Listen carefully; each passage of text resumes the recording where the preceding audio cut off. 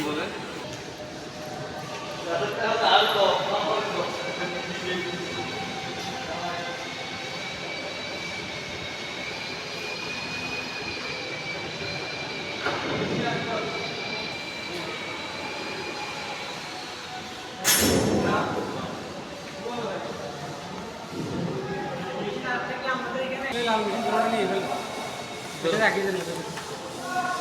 রাখেননি ওটাও রাখেন